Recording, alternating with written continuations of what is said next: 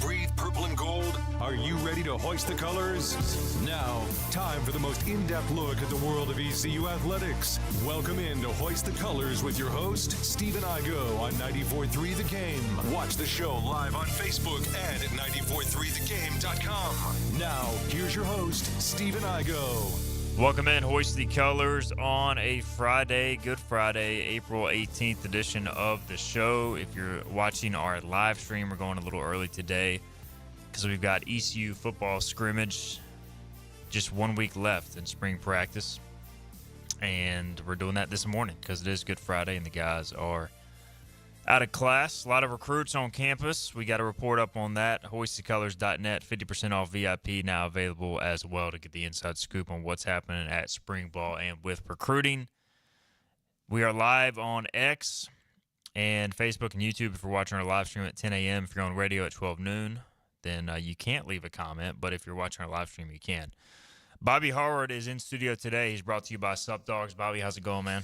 Really good. Loving the really warm weather. It's awesome outside. Went for a ruck this morning and got that in. A ruck? Yeah. What is that? You like the book bags deal with the weighted book bags? Okay. Yeah. I'm trying to give – normally it's my run day, and I've run a few other days this week, but my knee was bothering, so I wanted to give it a little bit of a rest before running again next week. So did that this morning. Fun weekend of plans ahead.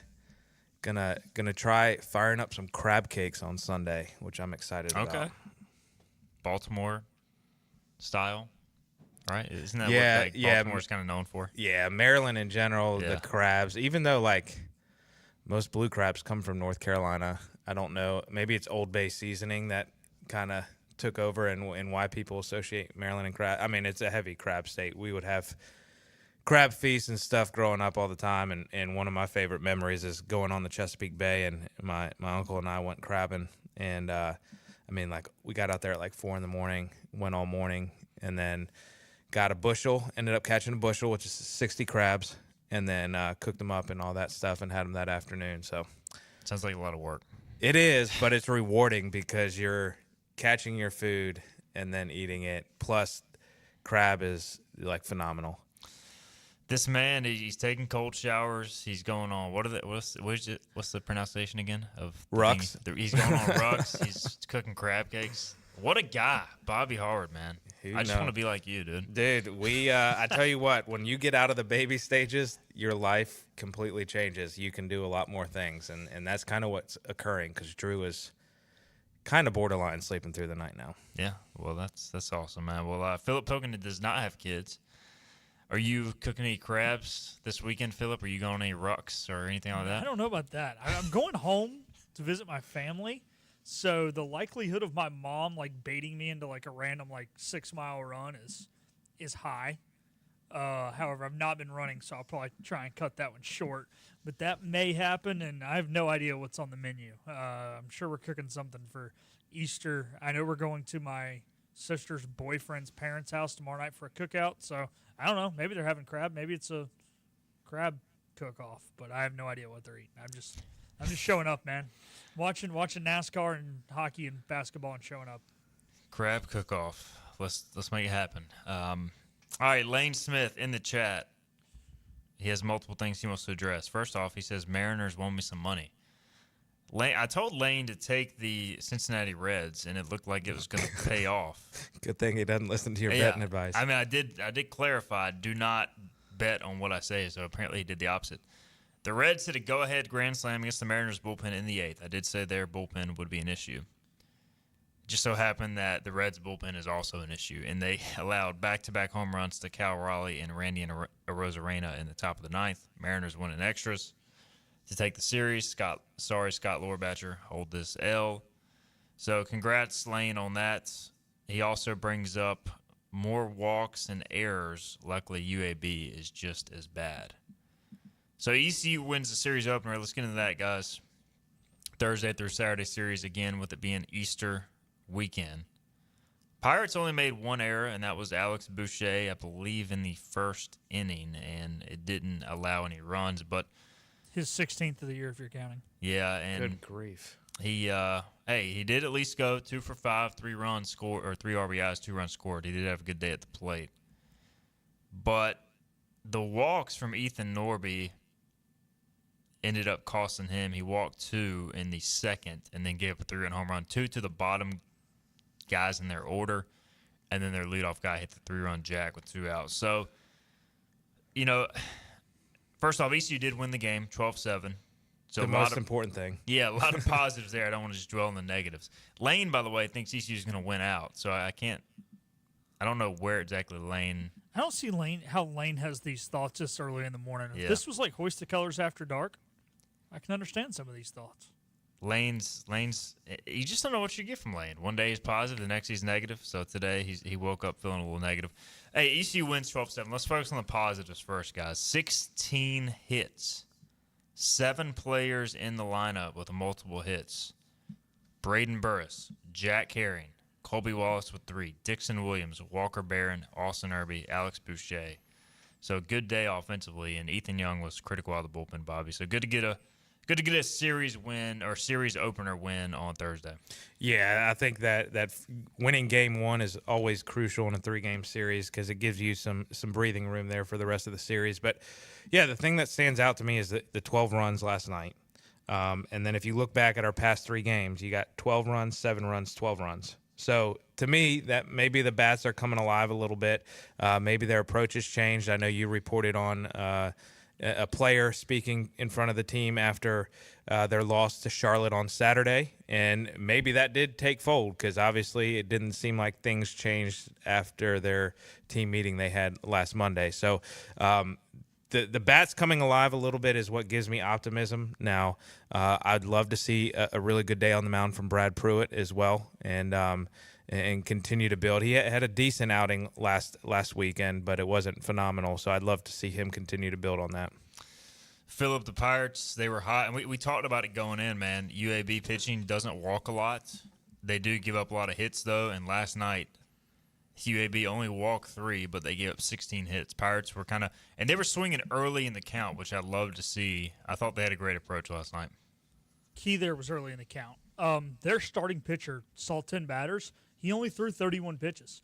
Normally you talk about getting into a bullpen because you see a lot of pitches, but I thought last night the lack thereof is actually what helped the Pirates out. They had, 47 or 48 plate appearances and saw only like 160 pitches. So we were seeing a little under 4 pitches per AB.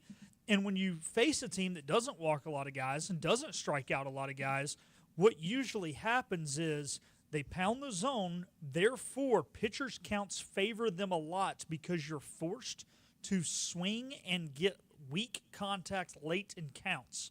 But if you're aggressive early, you can then hopefully place the ball a little more strategically because you're not as worried about swinging and missing. I thought the early swings and at-bats allowed the Pirate batters to take advantage of wherever the pitch was thrown, send it wherever it needed to be sent based off the speed, the location in which the ball was meeting the bat or the bat was meeting the ball.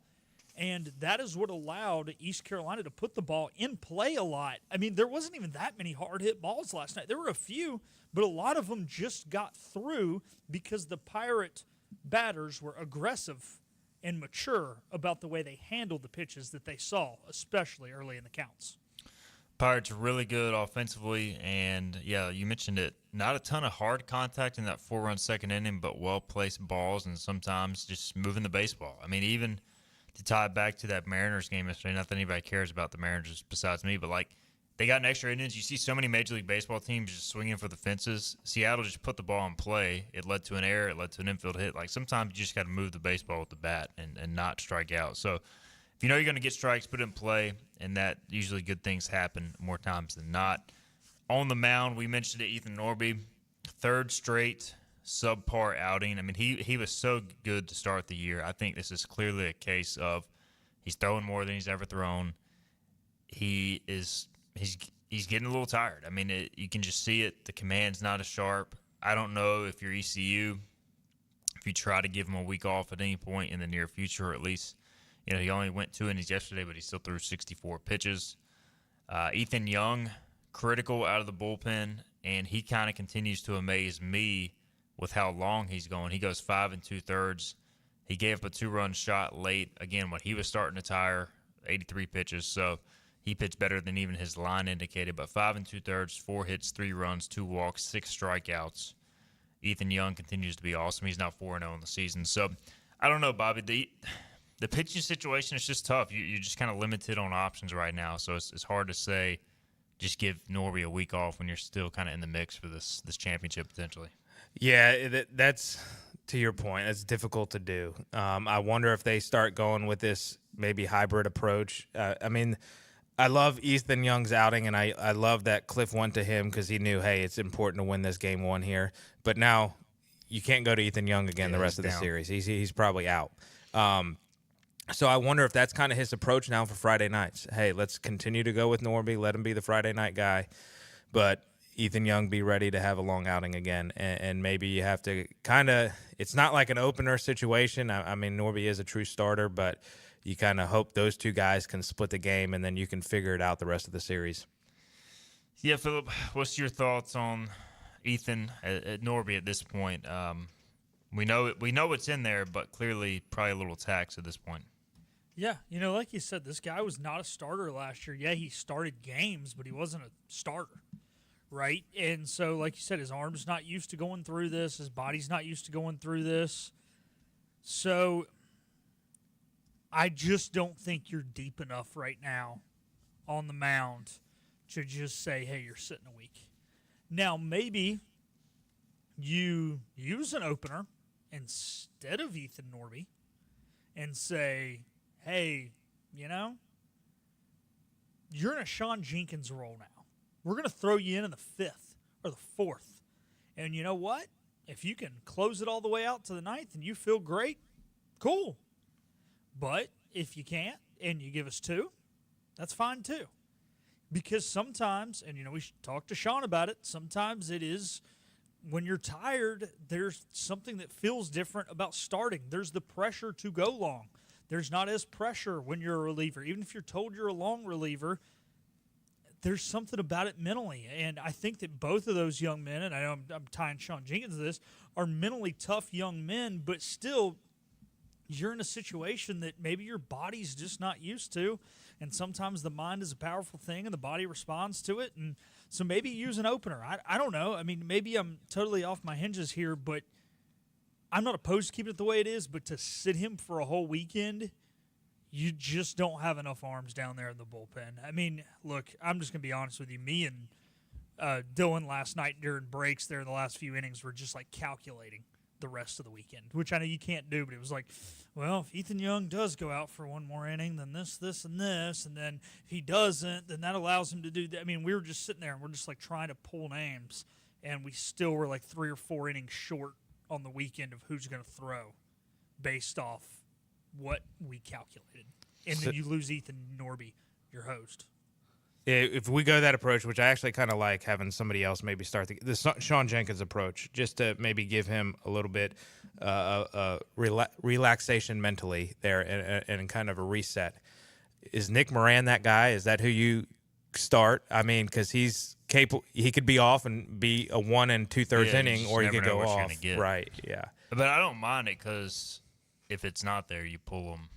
And to be honest, like, maybe it's different in the conference tournament, but a lot of these games, the first, second, third inning are pretty low leverage.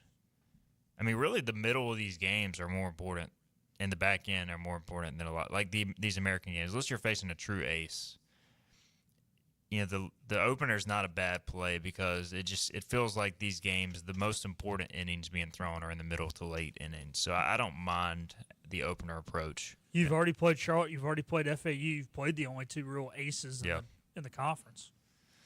Yeah. So, and I'm with you. We talked about it before. If you're out of the conference title race going into the last weekend, I think the time to sit Ethan Norby is that weekend and then bring him back for the Tuesday conference opener, because at that point, there's no sense if the games are meaningless and you're not going to be an at-large category. At that point, you start saving arms for the conference tournament. Yeah, and it's going to be tough to win if you don't win that first game. And then if you use him Tuesday, you can use them against Sunday. Yes, correct. Why is the conference not changing the format? I mean, are they just didn't get it figured out? Or? Yeah, I mean, I was told that there was a possibility, and it was a good possibility that they were going to change, not necessarily the format this year, but at least the dates or something. But I didn't get clarification on why they chose to keep it the same. So it'll be the same.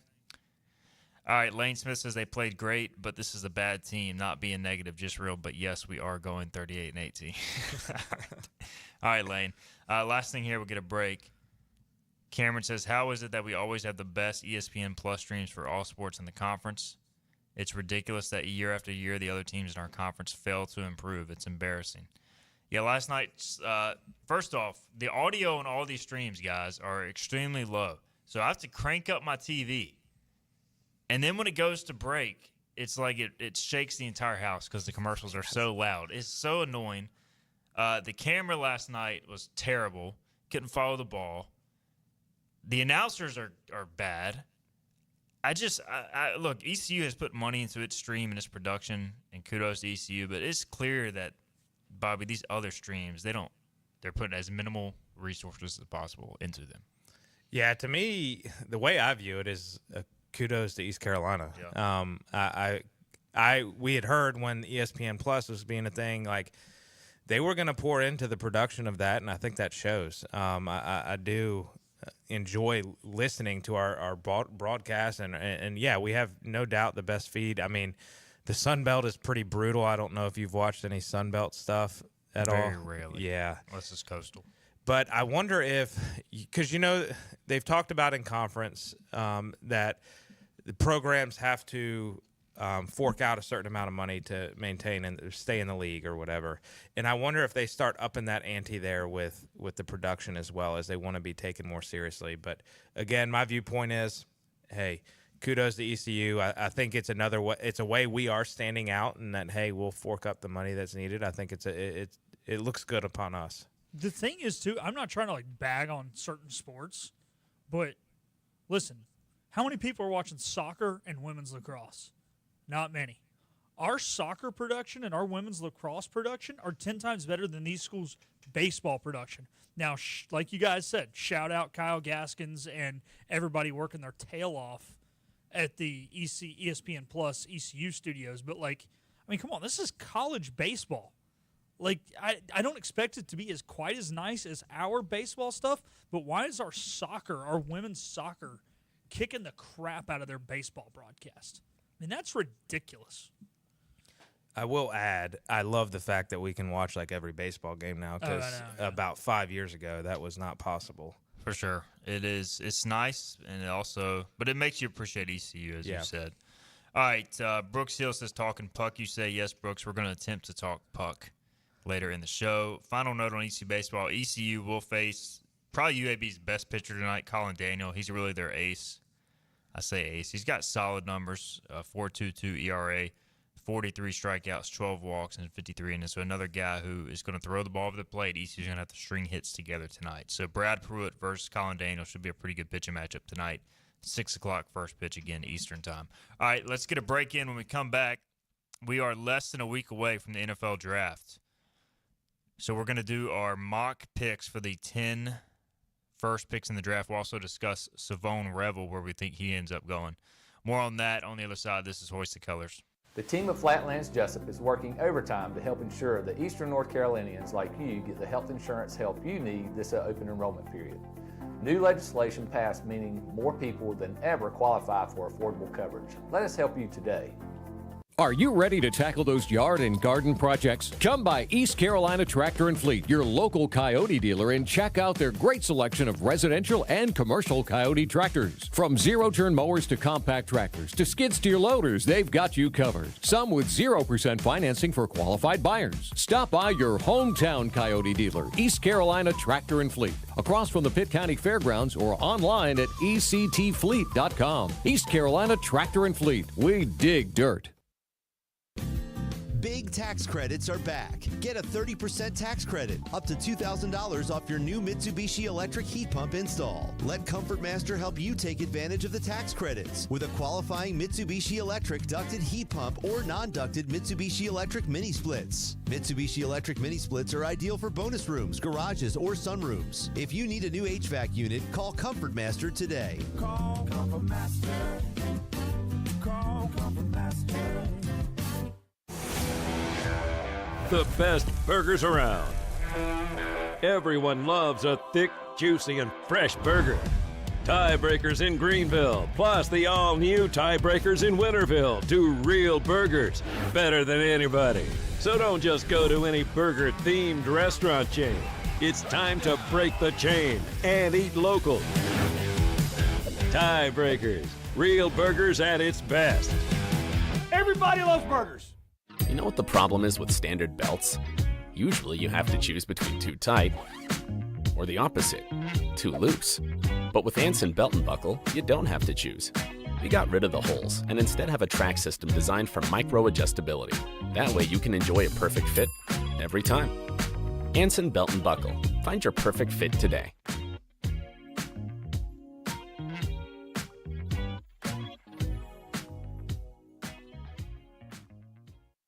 Healthwise Pharmacy rounds the bases with all of your infusion, retail, compounding, and medical equipment needs. Locally owned and operated by pharmacist Marcy Parker, Healthwise has grown to be your most trusted provider for infusion services. Currently providing in-home or on-site infusions in North Carolina, South Carolina, and Virginia. Visit Healthwise Pharmacy at 615B South Memorial Drive or call 252-295-0059 to speak to a patient service representative to find the option that best suits your needs. Tired of the 1-800 numbers advertising Medicare products? Flatlands Jessup has 6 offices all throughout eastern North Carolina. Get face-to-face help from our local award-winning licensed team. Stop by today. Flatlands Jessup, your whole world covered. Climb aboard as we set sail and hoist the colors. Arr, matey. Back to the show with Steve and I go on 94.3 The Game. All right, welcome in. Hoist the colors on a Friday. We're less than a week away from the NFL draft, which will be in Green Bay this year. That'll be interesting. So we're going to do some mock drafts, the first 10 picks of the draft. Bobby Harward brought this idea up since he won't be in before next week's draft, at least the start of the first round, obviously. Philip Pilkington going to participate in this as well. So we'll also discuss, we may not have time in this segment, but Savone Revoir, we think he winds up. So we're going to do the first 10 picks. And I'm not too excited about this draft, mainly because the Broncos are at 20th. And last year I was excited because they had a chance to pick a quarterback. They ended up with Bo Nix.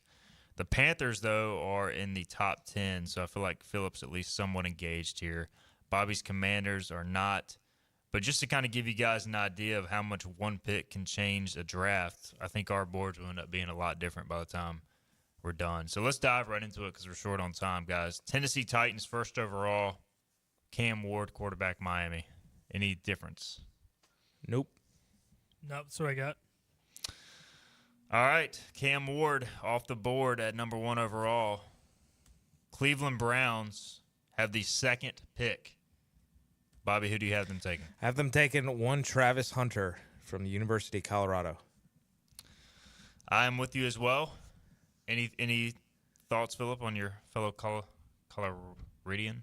No, I just think that, there's some edge rushers that could go at the spot like Abdul Carter, but I think with Myles Garrett staying, they know they need some weapons for their quarterbacks, and a DB would help as well. So that's what I got. I got Hunter. And how do you not draft a guy that's getting his jersey retired? So, oh, my goodness. What a joke, by the way. Get that out of there. Not as much of a joke as at least he won the Heisman. Like his teammate out there just went 13-12 as a starting quarterback. Cordell Stewart still doesn't have his jersey retired. Yeah. All right. Third overall. Philip, who do you have the New York Giants taking with the third spot? The guy I wanted the Panthers to take in November until he balled out in the college football playoff. Abdul Carter, edge rusher, Penn State. Same. This is where it gets much different for me. I don't know if this is going to happen, but I wanted to have some fun. The New York Giants just recently worked out Shedeur Sanders privately. Brian Dayball, their general manager as well. Can't remember his name. Shane. They want to do something to save their jobs because they shouldn't be back as it is. Shedeur Sanders goes to the Giants 3rd overall. Right now, the odds say that Abdul Carter, the heavy favorite at -240, followed by Travis Hunter at +300, and then Shedeur Sanders at +420 to go 3rd overall. Shedeur to the Giants, making an elite quarterback room of Russell Wilson, Jameis Winston, and Shedeur Sanders. Who? Isn't that right? Who the hell is James Swinson? Did I say James Winston? Jameis Winston? Oh, Jameis Winston. Sorry, my headphones. I heard James Swinson. James Winston, elite quarterback. Okay, sorry. Wow, brain fart. It's early. James Winston, the best quarterback you've never heard of. I'm not used to doing this at 10:25. I'm sorry. That's fair.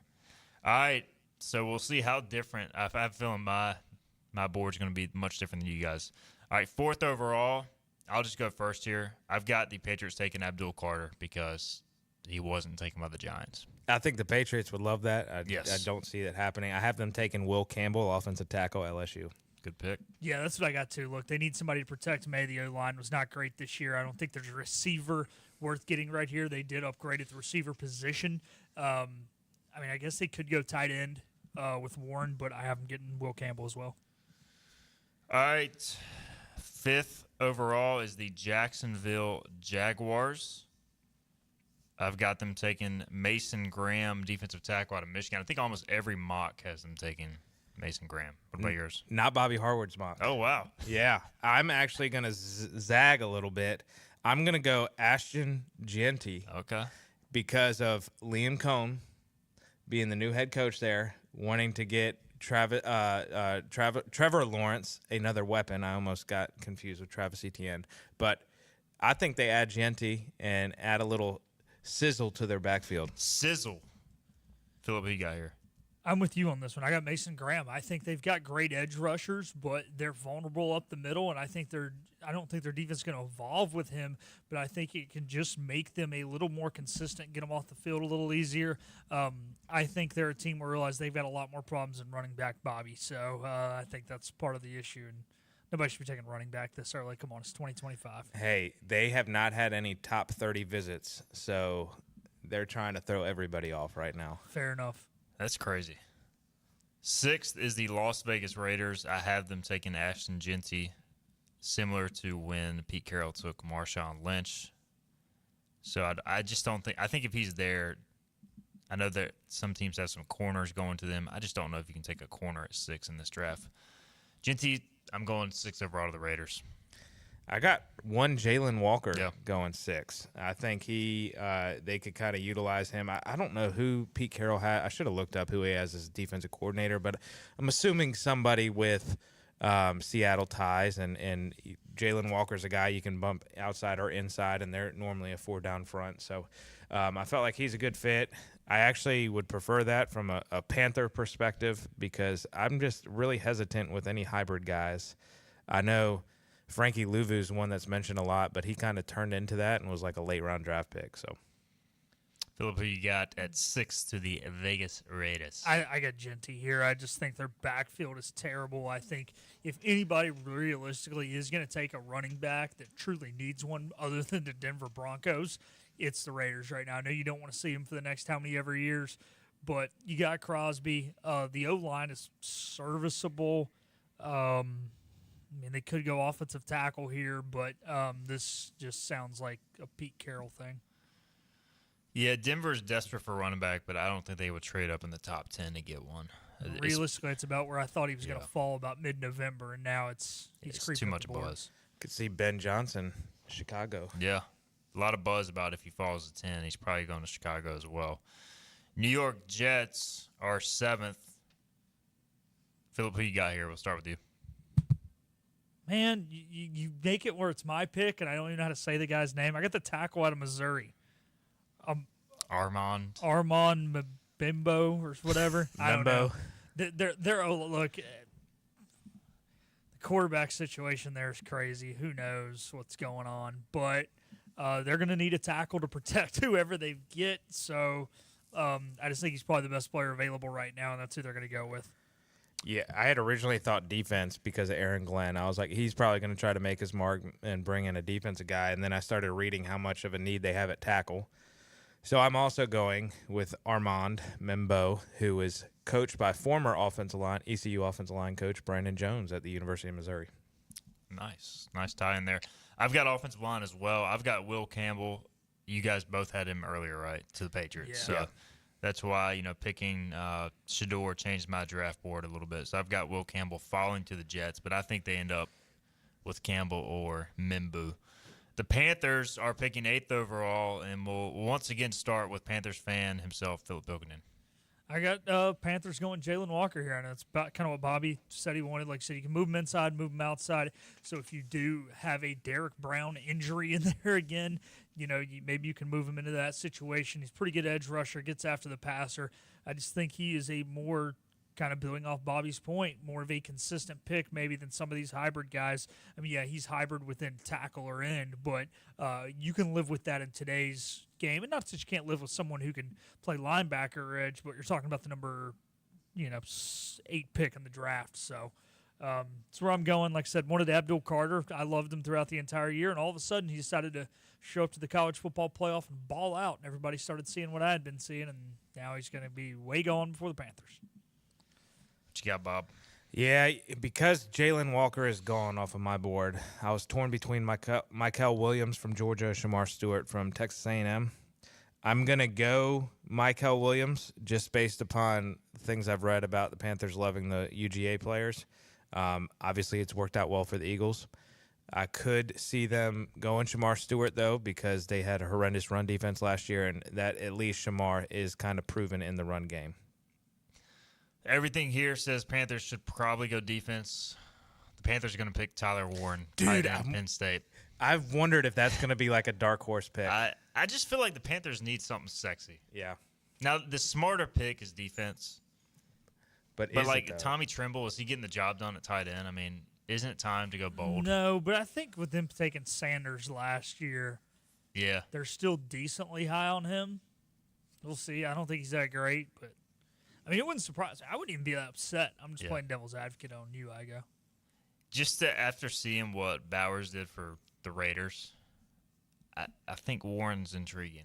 Again, I'm having more fun with my mock draft as you'll see with this next pick. But number 9 overall, the Saints. Let's move on to them, Bobby. What do you got? I got Shamar Stewart. I went defensive end here.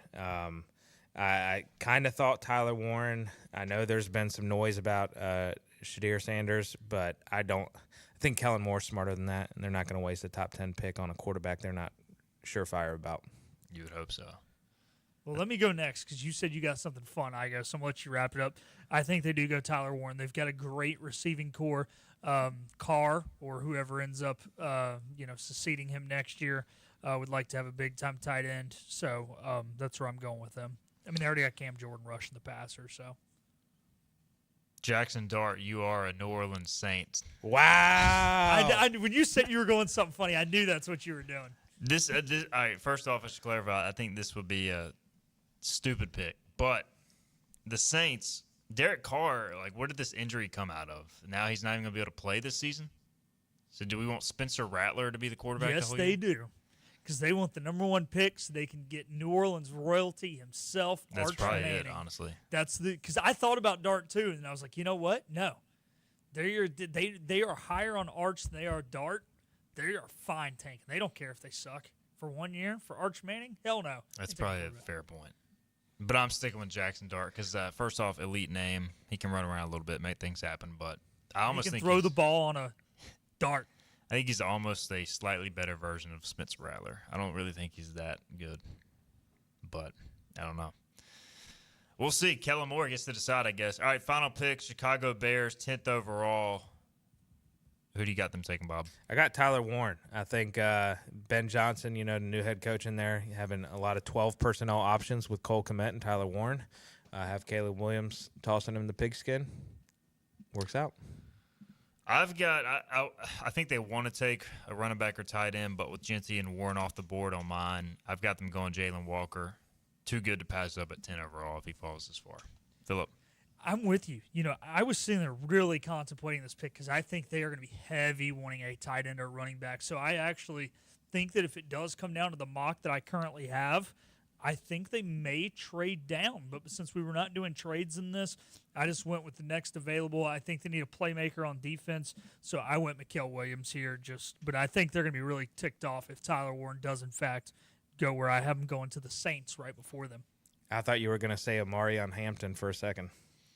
No, they could stretch that, but I don't. I think they can trade back and get Hampton.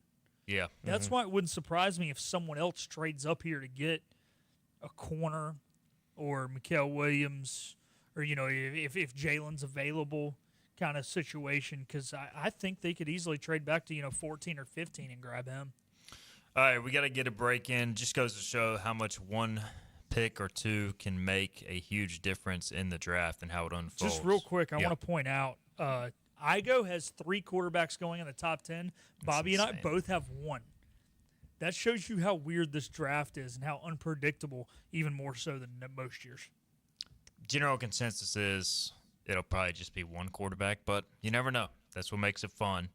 I don't think anybody expected, 5, 6 quarterbacks to go in the top 15 last year or something like that? Peter Schrager did. He said it that is true. Right before. But that's why he hasn't put his mock out yet. Normally, I do the one with the friends. We get together every Thursday night or draft night, and I normally wait to fill it out. Him and what's his name? Daniel Jeremiah are the 2 guys I trust the most. All right, we'll be back after these messages. We'll talk Savone Revel, where we think he ends up, and also NHL playoffs. Hey, it's Jim Wells again with Wells Roofing and Gutters here in the beautiful community of Lindale, Bedford. At Wells Roofing and Gutters, we believe in quality first, and that's why we use Certainty shingles, which are manufactured in Oxford, North Carolina, a local company. In the event you ever do have a claim or a problem with your roof system, they're local and they come and take care of us in a timely manner. We could leave off some accessories and we could certainly save money, but we believe at Wells Roofing and Gutters in installing the correct way per manufacturer requirements, and we warranty your roof both in-house and also with our supplier, who is Certainteed. For a job Wells done, no shortcuts taken, and a good quality job on your home, give us a call today, 252-227-8403. We also offer financing, 12 months, no interest, no payments. This is about you, your family, and the health of all who live in Eastern North Carolina. This is about the transformation of a health system into something more powerful and more human, about creating new ways to treat disease and keep you well. This is about ECU Health, which is to say, it's really all about you. ECU Health. Minds, hearts, purpose.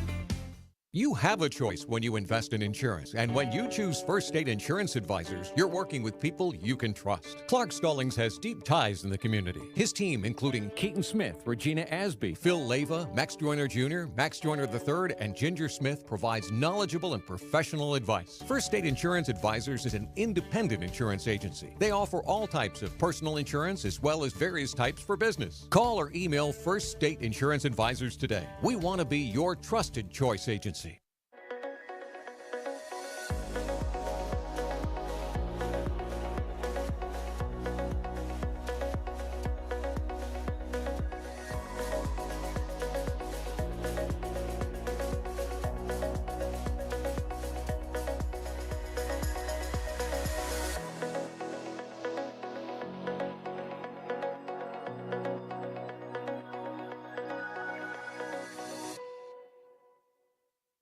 Other restaurants claim their food is fresh and fast, but are they friendly? At Moore's, you're treated like family the minute you walk into their doors. With locations in Winterville, New Bern, Swansboro, Morehead City, and Jacksonville. We've been practicing what we preach since 1945. At Moore's, our barbecue is slow cooked and smoked over real wood daily until it's so tender it's falling off the bone. Combined with our fresh chicken, cooked-to-order seafood, and homemade fixins, we're sure you'll agree. If it's not Moore's, it's less. Welcome back to Hoist the Colors on 94.3 The Game. Gentlemen, hoist the colors. Hoist the colors. All right, welcome back in to HTC. That was impersonation. I've seen that movie so many times. Yeah, I played it a little lower today. I still realize like it doesn't sound as good on there as it did when I was like making it like the very beginning, but I didn't have it way over modulated today. It's not crisp, but hey, it's doing the job. It's something fresh. All right, Savone Revel. We just talked NFL draft. We'll do this quickly because we got to get to the NHL playoffs. But latest mocks mostly have him in the second round, early second round. But I just have a feeling that one of these teams is going to fall in love with him. Packers at 23, Vikings at 24. I mean, maybe they think they can get him in the second round, but if you want Revel and you want a corner, Commanders at 29. Any shot? I've seen his name mentioned more and more. The Athletic beat reporter, Ben Standig's pretty good for the Commanders, and he's had him at least mentioned in probably the last 3 or 4 draft articles. Logan Paulson, former NFL tight end, does a lot of media with the Commanders. He's mentioned him on podcasts, on their TV show, Command Center, that they do. And then Fred Smoot did as well, that I put out on social media. So his name has been mentioned more and more. And actually, in a recent Ben Standig article about the Commanders draft, he was talking about, I guess, Dane Brugler had said the NFL, I guess, executives or scouting world view Savone a lot higher than what these media mocks are portraying him as. So that's a good thing for Savone. If you're Savone, you want the run on corners to happen as early as possible. Jahdae Barron at 13 being mocked in the Sports Illustrated mock to the Dolphins, and then you've got the Michigan cornerback Will Johnson, who's a popular pick. I think once those two guys go, then it could be anybody. Like 3 through 6, the corners are kind of viewed the same. Philip and I have talked about it before. It just depends on what these teams want, right. Philip. So do they want that long corner?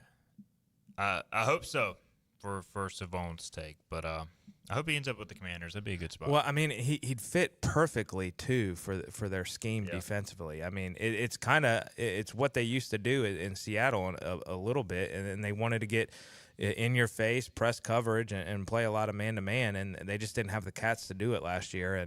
And they've beefed up their defense, but there's still a lot of questions there. But to me, if you can have Marshawn Lattimore on one side return to his, we'll just say Pro Bowl form, and then you add Savone Revel, like, to me, you're pretty set there. You got Mikey Sanders still, who was awesome last year as a rookie too. So next week, Philip, you and I are going to try to project the exact point Savone Revel gets taken next Thursday. Oh gosh, we're gonna do terrible at this, but it's gonna be funny. It's gonna be funny to laugh at ourselves Friday. That's the best thing about it. It is. All right, when he's still on the board, and we still don't know the answer. That is true. We'll have to maybe wait till Monday. All right, NHL playoffs. The bracket is set. The playoffs begin Saturday. So you guys know a lot more about hockey than I. On the eastern side, you've got Toronto and Ottawa, Tampa Bay Lightning and Florida Panthers. That'll be a good series. 2 Florida teams. The Washington Capitals and Montreal Canadiens. And then the Carolina Hurricanes and the New Jersey Devils. So we'll focus on the East in this segment. We'll start with the Hurricanes and the Devils. Divisional foes. Winner will take on the winner of the Caps and Canadiens. Bobby, how do you feel about the draw here? You know, I like it. I do.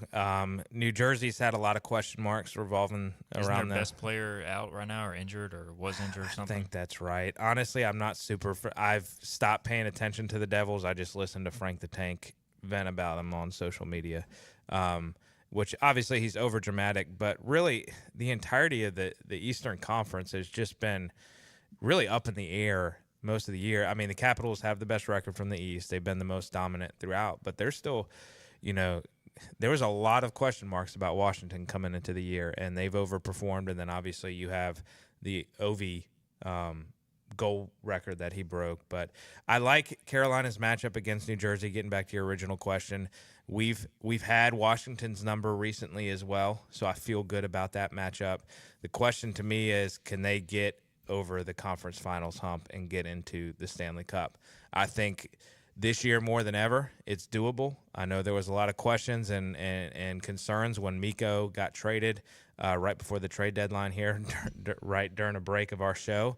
But they've played really, really well. They've got the right pieces in that fit their system offensively. May not be as big of names, but they haven't played well recently since they clinched. But that's because the Metropolitan has kind of always been set for the last few weeks of who's going to finish where in terms of seeding. In terms of my favorite series in the East, I'm going to go Tampa Bay and Florida. The last few years, those have been two of the top teams in the Eastern Conference, and then you got that Florida rivalry as well. So I think that's probably going to be the best series from the Eastern Conference set. Brooks Hill adds, yes, Jack Hughes is out for the season for the Devils. Philip, any thoughts on the Eastern Conference, especially since your Bruins are not in it? Yeah. Hey, we didn't finish last. Finished technically at the tiebreaker over Philadelphia, despite having tied for the least amount of points in the East. I was going to kind of focus on the Canes here. Look, Bobby, I agree with you on the Washington thing. I think you guys will be favored in that series despite being on the road. I think their age could hurt them in the playoffs, which I know is a weird thing to say, but playoff hockey is very physical hockey, and I think this Capitals team has really out-finessed teams this year. Yes, they're tough. They got a goon, of course, at least one, in Tom Wilson, and they're tough, but can they withstand the staple gunning to the boards for 4 straight series? I don't know. I think that series is going to be tough. My worry for the Canes is this. You guys have not been a great road team. To say the least. Yeah. If you get past Washington, now you can get that monkey off your back. But if you play Toronto, which, hey, come on, it's Eastern Conference Finals. Toronto is going to be long gone by then. They'll find a way to blow it. But if you play Tampa, you're the road team. You have one less point than Tampa. That scares me. Now, with that being said, this Tampa-Florida series might be the most intriguing first-round series in recent memory. There always seems to be one, but, I mean, you talk about the winner of this series damn near being the favorite to win the Stanley Cup in the first round. I mean, this is going to be an amazing series. So, now you guys would host Florida. So, there's that side of things. So, I don't know, man. This East, I think, really is wide open. You know, I know we say it in hockey, anything can happen. It's the most unpredictable playoffs, this, that, and the other, and it's true. But I really do think that this is an unpredictable Eastern Conference. I do not think Ottawa has the age and experience to win it. I think they're young, they're talented, they've been really fun to watch. Really how they blossomed over the last 3 years. They've been, last time they were in a conference finals was, 2017? Montreal made the Stanley Cup finals during the weird year in 21 with all the wacky scheduling and how, stupid Canada made us have dumb rules and we couldn't play Canadian teams. But I still don't think they're really a contender. But I think any of these top 6 really can make the finals. Yeah, I'm with you. I'm more worried about Tampa and Florida than I am about Toronto. To me, I know they're the 1 seed and whatever, but Lightning, Tampa, and Florida have the playoff experience and experience deep into the playoffs. And to your point about the Hurricanes and Capitals in terms of physicality, I mean, I don't know if either of y'all watched the game 2 weeks ago. Yeah, I did. No fault. In the Lenovo Center.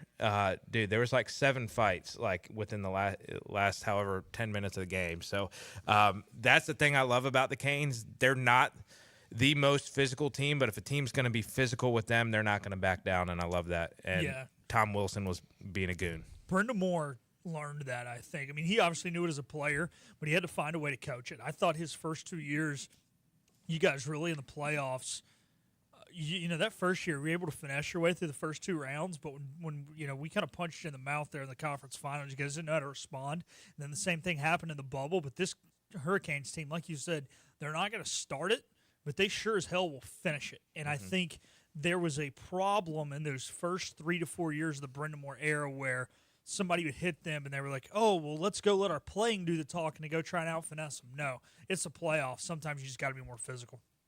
All right, we will get a break in. When we come back, we'll look at the Western Conference and break down that bracket as well. To wrap up the show, this is Hoist the Colors. Hi, I'm D.R. Alligood. And I'm his daughter, Jessica. For 11 years, we have built quality driveways and parking lots for both your residential and commercial needs. We also offer free on-site quotes to have your custom driveways built the way you want. 252-946-1227. Your roof is a vital part of protecting your home and family from dangerous storms and hurricanes. At Assist Roofing, we install and maintain metal roofing that provides precise protection. Add value to your home while lowering utility costs with a fortified roof to last a lifetime. With 0% financing, grants, and Energy Star Green Roofing tax credit available. Call us to schedule a free consultation so you can weather any storm with confidence. Make every day electric on the Kawasaki Electro 20 electric balance bike. Maximize the fun with long run times, impressive top speed, and Kawasaki build quality. Easy adjustability and smooth handling make everyday riding more enjoyable. And the standard MTB type tires provide off-pavement capability. The Kawasaki Electro 20 is the electric balance bike that's built to rip. Go to Ron Ayers Motorsports, Memorial Drive north of the airport, Greenville. Your confidence makes everything look good. You see the world in vivid color, not black and white. Swing through your neighborhood Fantastic Sam's Cut in Color and let our experienced stylists take you from everyday to extraordinary. Fantastic Sam's hair salons are locally owned and operated. Our full-service salons are conveniently located in Goldsboro, Kinston, Greenville, New Bern, Jacksonville, and Calabash. Stop in today at Fantastic Sam's, where the possibilities are endless. If you are interested in living longer and living stronger, Eastern Physical and Lifestyle Medicine is accepting new patients for a limited time. Finding a caring physician can be a challenge. Dr. Billy Smith is board certified in physical medicine and lifestyle medicine and has been practicing in the area for many years. Call for an appointment now to Eastern Physical and Lifestyle Medicine, 252-364-1108 in Greenville. That number again is 252-364-1108. Looking for a great deal on a new Nissan? At Greenville Nissan, we've got a great selection of new Nissans for under $30,000. The stylish Nissan Sentra, offering top-notch fuel economy. The Nissan Altima, known for its comfort and technology. The Nissan Kicks, the perfect combination with its compact design and performance. The Nissan Versa, delivering incredible value without compromising on features. And don't forget the Nissan Rogue, an award winner for 10 years in a row. Drive it home just for $22 down and $349 a month. Visit GreenvilleNissan.com today. Greenville Nissan, where we drive to serve. Hi, I'm D.R. Alligood. And I'm his daughter, Jessica. For 11 years, we have built quality driveways and parking lots for both your residential and commercial needs. We also offer free on-site quotes to have your custom driveways built the way you want. 252-946-1227. The Pirates play here. Arr! This is Hoist the Colors Radio with Stephen Igo. Yes, that was so good. On 94.3, The Game. All right, welcome back in. Final segment. Got a few minutes left in the show. Bobby Harward brought to you by Sup Dogs today. You guys know the deal. Check them out. Downtown Greenville, 213 East 5th Street. Support Sup Dogs. Support Crush Vodka. They do outstanding work, obviously, with the food and the alcohol, but also supporting ECU athletics. All right. Philip Pilkington producing, Bobby Harward in studio. Let's briefly touch on the NHL Playoffs Western Conference. We've got, we just broke down the Eastern Conference. You got the Winnipeg Jets and St. Louis Blues going at it. Potentially the best first-round matchup outside of Tampa Bay, Florida. Dallas and Colorado. That should be a fascinating series. Vegas versus Minnesota, which got in as a wild card, and then the LA Kings against the Edmonton Oilers. What sticks out to you here, Bobby, on the Western side? To me, the Stars Avalanche is probably my favorite series of the first round. You got the Mikko factor as well, who we know from as Canes fans, started in Colorado, came to Raleigh, and then shipped off to Dallas. So that series is intriguing. I'm surprised. I think Colorado is favored, so I'm curious as to why that is. Yeah, because they finished like half a point behind them. Let's see here. Yeah. It's 4 points behind them, but half a game, basically. Yeah, and there's a lot of firepower up front for Dallas. The other thing, just the West in general, I mean, there's 6 100-point teams, and L.A. and Edmonton is that other series. McDavid is just always fun to watch, especially in the playoffs. He always seems to make a spectacular play in the playoffs. So those are the 2 series on the Western side. Winnipeg, the one team we haven't mentioned who won the President's Trophy, they've been the best team across the board, but also, at the same time, there's been like a President's Trophy curse. So I don't know, Philip, you may know the last time a President's Trophy winner won the Stanley Cup. I can't remember, but it was like early 2000s. What's your thoughts on the West? Yeah, obviously you got the Mikko, Dallas, Colorado thing. The thing is, he's going to be giving some tips on how to stop Cale Makar. And I think that's probably the reason they're favored is because playoff Cale Makar is a different Cale Makar. He's kind of like the Murray of the Avalanche. But the West looks like a normal playoffs, right? You got the 8th seed in St. Louis who's young, happy to be there, probably is not going to be much of a threat. Everything else, the higher seed is probably going to be favored. You're going to hesitate to pick the lower seed, but these look like a lot of 6 and 7 game series, as hockey normally is. I think this is going to be a kind of, I say straightforward playoffs, but straightforward in the sense of hockey where it's every game's tough. I don't think there's going to be anyone really a lot better than the others, but I don't know if there's any of the like weird matchups where it's you feel really good about maybe one team over another like you do in the East, because I think it's just going to come down to who can put the puck in the net and whose goalie can be on fire and who can have better special teams. All right, you've got 5 Canadian teams in the playoffs. Can they break the curse? You got, the number 1 overall seed in each conference. We're running out of time, so quick answers here.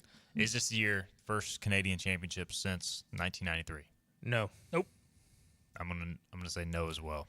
I think the winner of the Dallas, Colorado represents the West, and then I'm not gonna say it because I'm gonna jinx it. One of the Florida teams in the East. I'm thinking it's gonna be a Florida team against. I think Vegas might go back again. I know that's not what people want to hear, but yeah.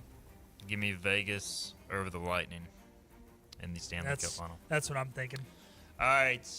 We'll be back Monday, 12 noon. Appreciate it, Bobby, Phillip. We'll see you then.